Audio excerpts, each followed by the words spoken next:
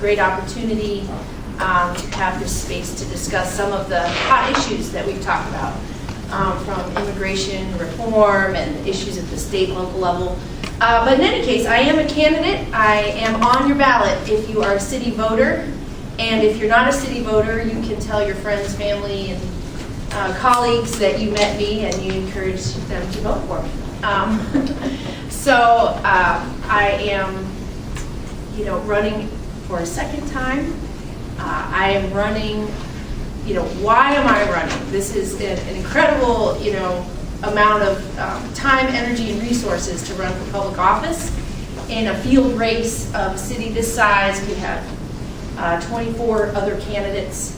And why I'm running is because I truly enjoy the work of City Hall. I got to be in the midst of the work for almost 4 years. I worked for former Vice Mayor David Crowley, and while there, he was a committee chair. And at that time, there was a committee called Health, Education, and Environment.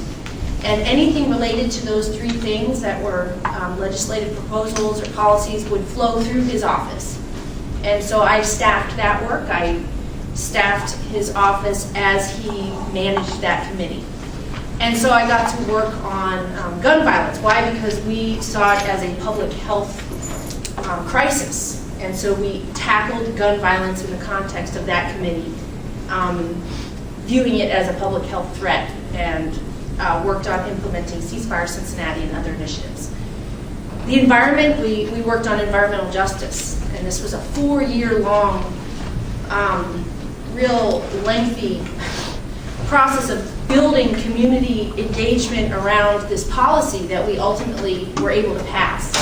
And it was the first of its kind. It was really to put in an added layer of essentially regulation on industry to make sure that when they came into our neighborhoods that they were being responsible about the types of particulates they would be emitting and what would happen if there was an explosion, right? Like say you're doing some industry thing and then something explodes, the people that live right next door, how are they going to be informed? What is the risk to these people?